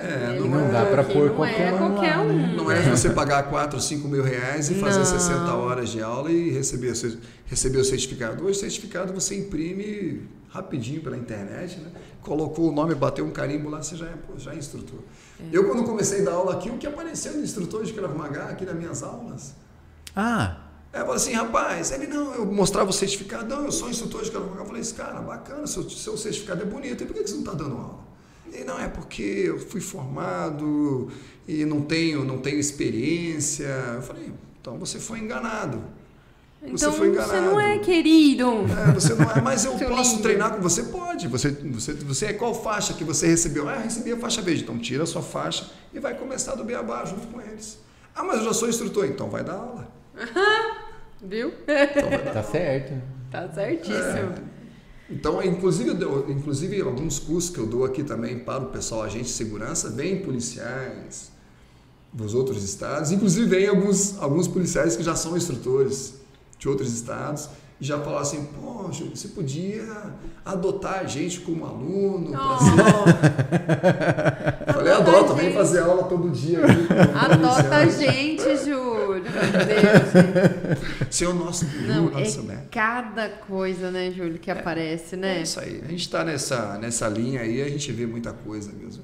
Como existe, entre aspas, charlatão em tudo quanto é lugar, por que não vai existir nessa área também? É verdade. E Krav Maga é um nome que chama a atenção. Sim, é um nome diferente. Diferente. Hoje está nas telas de cinema, está lá naquela, como é que é mesmo, Jason Bourne, aquela quadrilogia Bourne, Jason Statham também, que faz lá... o Jason Statham, ele é participante, faixa azul de Krav Maga. Ele é praticante. Sabe que a primeira vez que eu ouvi o nome Krav Maga, me veio na cabeça gente vestida de ninja, assim, tipo... Olha que nada a ver. Muito bom. Põe os ninja aí, Bia. Põe os ninja aí. Porque, é justamente porque, tipo, como a gente não tem ideia e nem noção, né? E depois, assim, o único contato que eu tive com Krav Maga na vida, além de ler alguma coisa, né? Aí tem mais um livro agora completíssimo, como essa escola. E conheci por conta do Marcos e da Inara, que eu acompanho muito eles no Instagram, na rede social. Porque vocês postam um pouco também, né? A gente tem que postar mais coisa, né, Inara seus é mais queridos? Ativa. Eu sou. Tem que postar mais coisa pra disseminar o pensamento do Imen. Emil Lichtenfeld. Emil Lichtenfeld. Imen. Imen. Não é Imen. Não tem nada de Imen. Não. É Imi. E nem com acento agudo. Imi. É I-M-I. Imi. Emil Lichtenfeld. Desculpa, eu fiquei vermelha, né? Ficou rubra. Eu fiquei vermelha, desculpa, gente. O papo tá muito bom. Você tem mais alguma pergunta pra fazer? A gente precisa, acho que já caminhar aqui pro final do nosso podcast, gente. Porque, senão a gente vai ficar aqui conversando, tipo, sei lá, umas 4, 5 horas. Né? O Júlio tem história. Então, eu imagino que sim. Até meia-noite é hoje. Eita, pega. Júlio, eu preciso de um preparo físico pra te acompanhar, inclusive na entrevista. Não, brincadeiras à parte, Júlio, eu quero te agradecer muito. Eu fiquei muito feliz de te conhecer. Eu não te conhecia, só tinha ouvido falar muito bem de você, claro, pelos nossos colegas aqui. Obrigado por trazer tanto conhecimento pra gente, né? Que muitas vezes a gente fica alienado só assistindo porcaria, né? E aí, de repente, você tem um assunto bacana, você fala assim, não, poxa, olha só que conhecimento de valor, que conteúdo de valor que a gente pode trazer para as pessoas. Acho que a ideia do podcast é essa, né? É as pessoas poderem ter esse momento de conhecer conteúdos novos, conhecer pessoas que estão aqui em Mato Grosso do Sul e que fazem diferença na vida das pessoas, que com certeza você é uma dessas pessoas. Muito obrigada, né? Que eu quero saber agora, assim, tipo, e aí, se eu quiser ir lá fazer Krav Maga, onde é que eu vou? Qual que é o endereço? Qual que é o WhatsApp? Como é que eu faço para chegar lá? Com certeza. Eu que agradeço em nome da Federação Sul-Americana de Krav Maga, em nome do nosso grão-mestre Kobe, que vai estar aqui no dia 7 de dezembro, lançando o seu 6º livro, O Legado de Emil Lichtenfeld, que recomendo a vocês adquirirem esse livro, porque ali você vai ter a história do Emil, a história de Israel, enfim, tudo que se relaciona a Krav Maga e Israel vai estar tudo ali. É o livro mais completo que saiu no mundo até hoje, que vai sair no mundo até hoje, a partir do dia 7 de outubro, com base nessa linhagem que é a Krav Maga, Emil Lichtenfeld e assim por diante. Então, concito vocês a adquirir esse livro, que vocês vão saber muito, vão aprender muito. E em nome do Mestre Kobe, como já disse, eu agradeço a oportunidade. Obrigada. Muitíssimo obrigado, Thaís, Marco, Inara, Bruno, por estar aqui, toda a equipe de vocês também eu agradeço, eu me sinto bastante lisonjeado pelo convite e me coloco à disposição de vocês para qualquer eventualidade. Se você quer fazer Krav Maga, nossa academia fica na Rui Barbosa, 4430, Centro, tá? O telefone lá é 3253-4905 e o WhatsApp eu tenho que olhar, depois que começaram depois que começou a agenda. De qualquer forma, a gente vai colocar na descrição aqui do vídeo para vocês, tá? Quem tá assistindo, a gente vai deixar o endereço, vai deixar também a rede social do Centro de Krav Maga do Mato Grosso do Sul, na Facebook, e o Krav Maga Mato Grosso do Sul no Instagram.